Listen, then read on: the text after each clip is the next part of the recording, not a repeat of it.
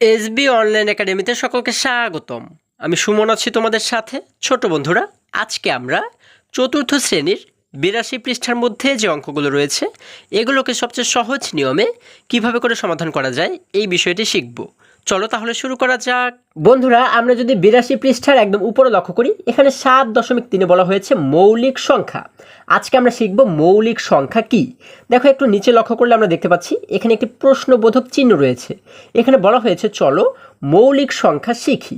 দেখো, একটু নিচে লক্ষ্য করলে এখানে বলা হয়েছে পাশের ছকে দেখানো 2, 3, 5, 7 সংখ্যাগুলোর এক ও ওই সংখ্যা ব্যতীত আর কোনো গুণনীয়ক নেই। এই সংখ্যাগুলোকে বলা হয় মৌলিক সংখ্যা। যে সংখ্যাগুলো এক অথবা মৌলিক সংখ্যা নয় তাদেরকে যৌগিক সংখ্যা বলে। আচ্ছা দেখো, আমি তোমাদেরকে যদি আর একটু সুন্দরভাবে বোঝানোর চেষ্টা করি তাহলে আমরা এইভাবে করে বলতে পারি, যে সমস্ত সংখ্যাগুলোকে এক দ্বারা ভাগ করা যায় এবং ওই সংখ্যা দ্বারাই ভাগ করা যায়, এছাড়া আর কোনো সংখ্যা দ্বারা ভাগ করা যায় না, সেই সমস্ত সংখ্যাগুলোকে বলা হয় মৌলিক সংখ্যা। যেমন দেখো, আমরা যদি একটু উদাহরণের মাধ্যমে বোঝার চেষ্টা করি, যেমন আমরা যদি ধরি হচ্ছে 7, হ্যাঁ, 7 কিন্তু একটি সংখ্যা, তাই না? এই 7কে আমরা শুধুমাত্র দেখো এক দ্বারা ভাগ করতে পারি। এক দ্বারা কিন্তু 7কে ভাগ করতে পারি, কারণ 7 একে 7। আবার আমরা কিন্তু 7 দ্বারাও ভাগ করতে পারি, তাই না?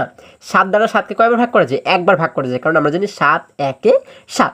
আচ্ছা, তাহলে এই 7-এর মতো যে সমস্ত সংখ্যাগুলোকে এক দ্বারা ভাগ করা যাবে এবং এই সংখ্যা অর্থাৎ এই 7 দ্বারা ভাগ করা যাবে, সেই সমস্ত সংখ্যাগুলোকে বলা হয় হচ্ছে মৌলিক সংখ্যা।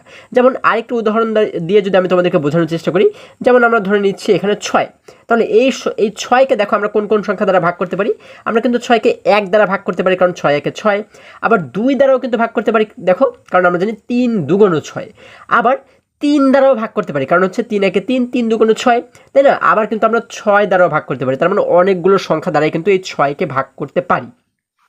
কিন্তু এই 7কে আমরা কিন্তু শুধুমাত্র এক দ্বারা ভাগ করতে পারবো এবং 7 দ্বারা ভাগ করতে পারবো, এই দুটি সংখ্যা দ্বারা ভাগ করতে পারবো, ঠিক আছে?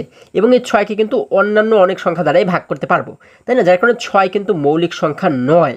হ্যাঁ, তাহলে আমরা কি শিখলাম? আমরা শিখলাম যে সমস্ত সংখ্যাগুলোকে, এই 7-এর মতো আর যে সংখ্যাগুলো রয়েছে, অর্থাৎ যে সমস্ত সংখ্যাগুলোকে আমরা এক দ্বারা ভাগ করতে পারবো এবং ঠিক এই সংখ্যা দ্বারা ভাগ করতে পারবো, সেইগুলোকে বলা হয় হচ্ছে মৌলিক সংখ্যা। এবং অন্যান্য যে সংখ্যাগুলো রয়েছে সেগুলোকে বলা হয় কি? সেগুলোকে বলা হয় কিন্তু যৌগিক সংখ্যা, অর্থাৎ এই 6 কিন্তু কি যৌগিক সংখ্যা, ঠিক আছে?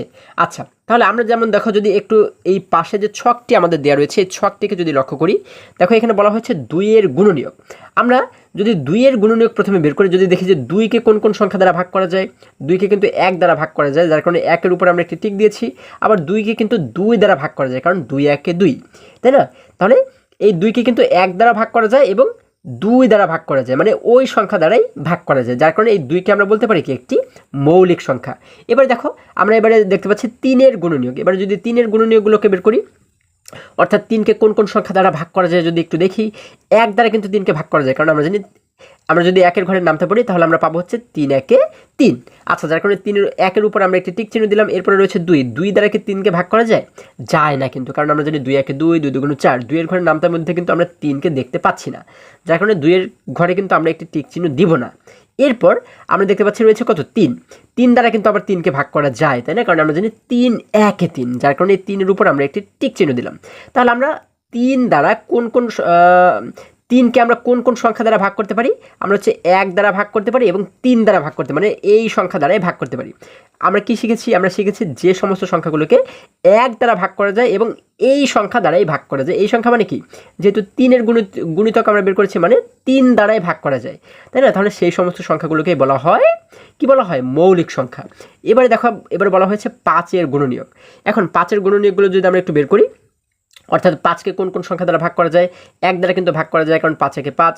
2 দ্বারা 5কে ভাগ করা যায় না, 3 দ্বারাও যায় না, 4 দ্বারাও যায় না, তোমরা কিন্তু ভাগ করে দেখতে পারো। এরপরে 5 দ্বারা কিন্তু 5কে ভাগ করা যায়। তাহলে আমরা পাচ্ছি কি কি? 1 পাচ্ছি এবং 5 পাচ্ছি, মানে ওই সংখ্যাটাই পাচ্ছি, এই সংখ্যাটাই পাচ্ছি 1 এবং 5, যার কারণে আমরা বলতে পারি কি 5 একটি কি সংখ্যা? মৌলিক সংখ্যা। একে কিন্তু 1 এবং 5 ছাড়া অন্য কোনো সংখ্যা দ্বারা ভাগ করা যাবে না। এরপরে রয়েছে 7-এর গুণনীয়ক। হ্যাঁ, আচ্ছা 7-এর গুণনীয়ক আমরা দেখতে পাচ্ছি 1 দ্বারা 7কে ভাগ করা যায়, 2 দ্বারা যায় না, 3 দ্বারা যায় না, 4, 5, 6 এর কোনোটা দ্বারাই যায় না। 7 দ্বারা কিন্তু আবার 7কে ভাগ করা যায়, 7 একে 7। তার মানে আমরা দেখতে পাচ্ছি কি 7কে কোন কোন সংখ্যা দ্বারা ভাগ করা যায়? 1 এবং 7। যার কারণে আমরা বলতে পারি কি এই 7ও একটি কি সংখ্যা? হ্যাঁ, মৌলিক সংখ্যা, কারণ এটিকে 1 এবং 7 অর্থাৎ এই সংখ্যাটি দ্বারা ভাগ করা যায়। আচ্ছা, তাহলে আশা করি সকলেই তোমরা বুঝতে পেরেছো। এবারে যদি আমরা আর একটু নিচে লক্ষ্য করি, দেখো এখানে 1 নম্বরে বলা হয়েছে চলো 100 পর্যন্ত মৌলিক সংখ্যা নির্ণয় করি। এবার আমরা 1 থেকে দেখতে দেখতে যদি 100 পর্যন্ত মৌলিক সংখ্যা নির্ণয় করার চেষ্টা করি, দেখো এখানে এই মৌলিক সংখ্যাগুলোকে নির্ণয় করার জন্য একটি নিয়ম, আমাদের একটি নিয়ম কিন্তু এখানে দেখানো হয়েছে। দেখো এই নিয়মটা যদি আমরা অনুসরণ করি তাহলে কিন্তু খুব সহজেই আমরা 1 থেকে 100 পর্যন্ত যে মৌলিক সংখ্যাগুলো রয়েছে সেগুলোকে নির্ণয় করতে পারবো। নিয়মগুলো হচ্ছে কি, দেখো প্রথমে বলা হয়েছে 1কে বাদ দিয়ে, অর্থাৎ 1কে কিন্তু নেওয়া যাবে না। হ্যাঁ, কারণ 1 দ্বারা তো যে কোনো সংখ্যাকেই ভাগ করা যাবে, সব সংখ্যাকেই কিন্তু 1 দ্বারা ভাগ করা যায়, যার কারণে 1কে আমরা বাদ দিব। এরপরে 2 নম্বরে বলা হয়েছে কি 2-এর উপর বৃত্ত দেই। দেখো একটু নিচে লক্ষ্য করলে কিন্তু আমরা এখানে একটি ছকের মতো দেখতে পাচ্ছি। দেখো এখানে বলা হয়েছে কি, বলা হয়েছে 2-এর উপর বৃত্ত দেই, 2-এর সবচেয়ে বড় 2-এর গুণিতকগুলো বাদ দিই। অর্থাৎ এই দেখো আমরা যদি এখানে লক্ষ্য করি, এখানে বলা হয়েছে কি 1কে তো প্রথমেই বাদ দিতে বলা হয়েছে, যার কারণে 1কে আমরা বাদ দিলাম। এরপর বলা হয়েছে 2-এর উপরে বৃত্ত দিই, যার কারণে এই 2-এর উপরে আমরা একটি বৃত্ত দিলাম। হ্যাঁ, এবারে আমরা কি করব, এবারে আমাদের বলা হয়েছে 2-এর, দেখো এখানে বলা হয়েছে কি, এখানে কিন্তু বলা হয়েছে 2-এর চেয়ে বড় 2-এর গুণিতকগুলো বাদ দিই। অর্থাৎ 2-এর চেয়ে বড় যে 2-এর গুণিতক রয়েছে, অর্থাৎ 2কে যে সমস্ত সংখ্যা দ্বারা ভাগ করা যায় সেই সমস্ত সংখ্যাগুলোকে কিন্তু আমাদের বাদ দিতে হবে। ঠিক আছে, যেমন 2কে কোন কোন সংখ্যা দ্বারা ভাগ করা যায়? আমরা জানি 2 একে 2, 2 দুগুণ 4, এই 4কে বাদ দেবো, 3 দুগুণ 6, 6কে বাদ দেবো, তারপরে 6 দুগুণ 4 দুগুণ 8, 8কে বাদ দেবো, 5 দুগুণ 10, 10কে বাদ দেবো। এইভাবে 2 দ্বারা যে সমস্ত সংখ্যাগুলোকে ভাগ করা যায় সমস্ত সংখ্যাগুলোকে কিন্তু আমরা বাদ দিয়ে দেবো। আচ্ছা দেখো এখানে কিন্তু আমরা যে লাল দাগগুলো দেখতে পাচ্ছি, এই লাল দাগ দ্বারা কিন্তু আমাদের বোঝানো হচ্ছে কি, এটি দ্বারা বোঝানো হচ্ছে এই প্রত্যেকটি সংখ্যাই হচ্ছে কি 2 দ্বারা বিভাজ্য, অর্থাৎ 2-এর গুণিতক, তাই না? এই প্রত্যেকটি সংখ্যা কিন্তু 2-এর গুণিতক। যেমন দেখো 12, 24, 32, 42 এই প্রত্যেকটি হচ্ছে কি 2-এর গুণিতক, যার কারণে এই প্রত্যেকটি সংখ্যাকে কিন্তু আমরা কেটে দিলাম।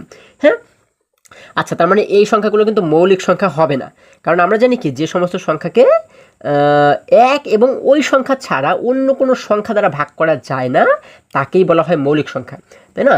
তাহলে এই প্রত্যেকটি সংখ্যাকেই কিন্তু 2 দ্বারা ভাগ করা যাবে, যার কারণে এগুলোকে আমরা কেটে দিলাম, এগুলো মৌলিক সংখ্যা নয়। এরপরে একই রকমভাবে আমাদের দেখো 3 নম্বরে কী বলা হয়েছে, 3 নম্বরে বলা হয়েছে 3-এর উপরে বৃত্ত দিই, ঠিক আগের মতো 3-এর উপরে বৃত্ত দিই, অবশিষ্ট সংখ্যাগুলো থেকে 3-এর চেয়ে বড় 3-এর গুণিতকগুলো বাদ দিই। অর্থাৎ একই রকমভাবেই দেখো আমরা এবারে 3-এর উপরে একটি বৃত্ত দেবো, কারণ কি 3 কিন্তু একটি মৌলিক সংখ্যা, তাই না? যার কারণে 3-এর উপরে কিন্তু আমরা একটি বৃত্ত দিলাম।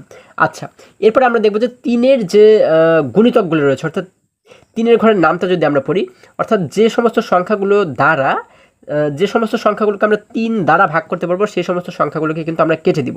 আচ্ছা আমরা জানি 3 একে 3, 3 দুগুণ 6, এই 6কে আমরা কেটে দেবো, 6 তো আগেই কাটা রয়েছে। দেখো তারপর হচ্ছে কি 3 3 9, এই দেখো 9কেও কিন্তু আমরা কেটে দিয়েছি। 3 4 12, 12 কোথায় রয়েছে? দেখো এই 12কে তো আগেই কেটে দিয়েছি আমরা, তাই না? এই দেখো এই যেগুলোর উপরে দাগ রয়েছে সেগুলো কিন্তু আগেই কাটা। আচ্ছা 3 5 15, এই দেখো এবারে 15কে আমরা কেটে দিলাম। 3 6 18, 18 তো আগেই কাটা ছিল। 3 7 21, 21কে আমরা কেটে দিলাম।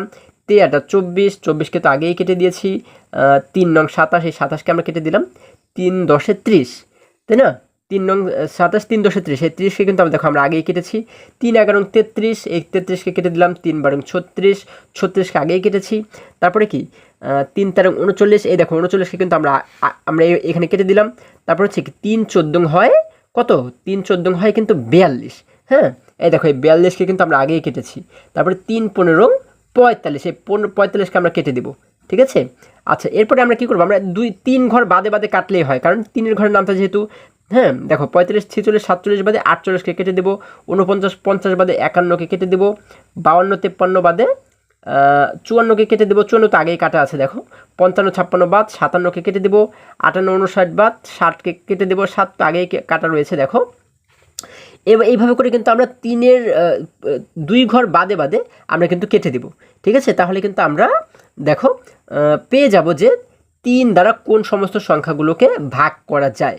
আচ্ছা, তাহলে এইভাবে করে দেখতে দেখতে কিন্তু আমরা 100 পর্যন্ত যাব। এরপরে আমরা একই রকমভাবে 4-এর ঘরে 3 যখন করা হয়ে যাবে এইভাবে, তখন আমরা 4-এর ঘরে চলে যাব।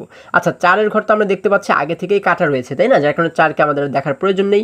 এরপর আমরা চলে যাব 5-এর ঘরে। 5-এর ঘরে গিয়ে দেখবো যে 5 কি মৌলিক সংখ্যা কিনা। হ্যাঁ, 5 কিন্তু মৌলিক সংখ্যা, কারণ 5কে 1 দ্বারা ভাগ করা যায় এবং 5 দ্বারা ভাগ করা যায়, এছাড়া কিন্তু আর কোনো সংখ্যা দ্বারা ভাগ করা যায় না। যার কারণে 5কে আমরা একটি গোল চিহ্ন দেব।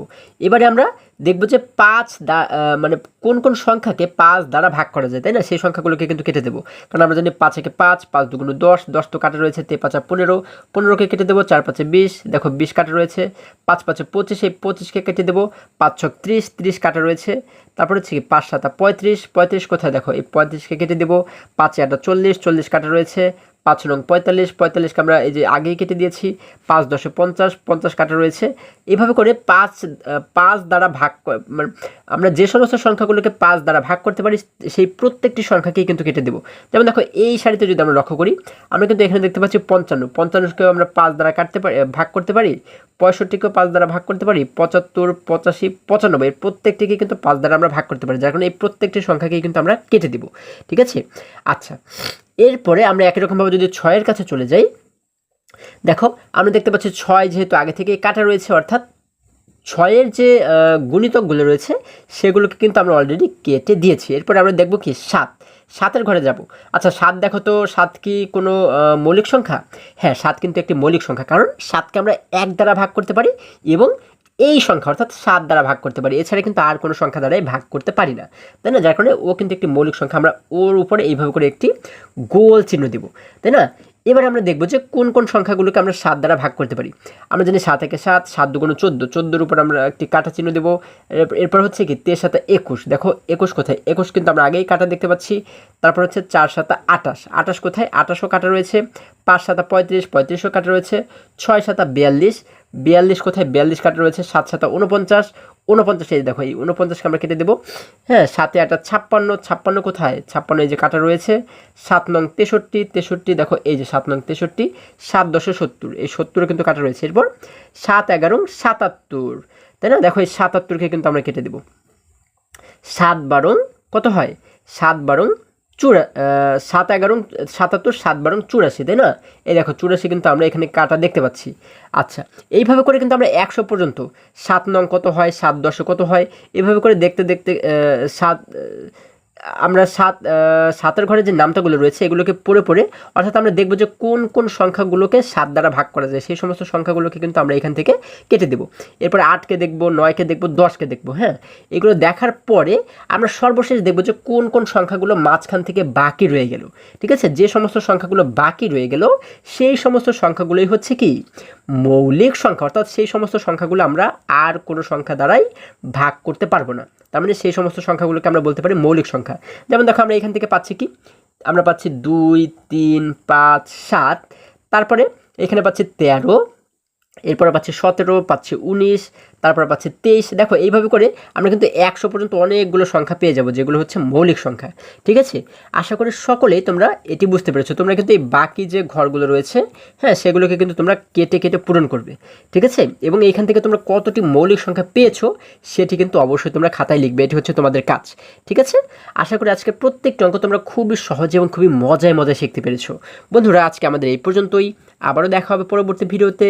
আর হ্যাঁ, তোমরা যদি আমার চ্যানেলে নতুন হয়ে থাকো তাহলে এখনই চ্যানেলটি সাবস্ক্রাইব করে পাশে থাকো, যেন আমার যে কোনো ভিডিও আপলোড করার সাথে সাথে খুব সহজেই তোমরা সেটি পেতে পারো। সকলে ভালো থাকো, সুস্থ সবল থাকো, এই কামনা করে শেষ করছি। ধন্যবাদ সকলকে।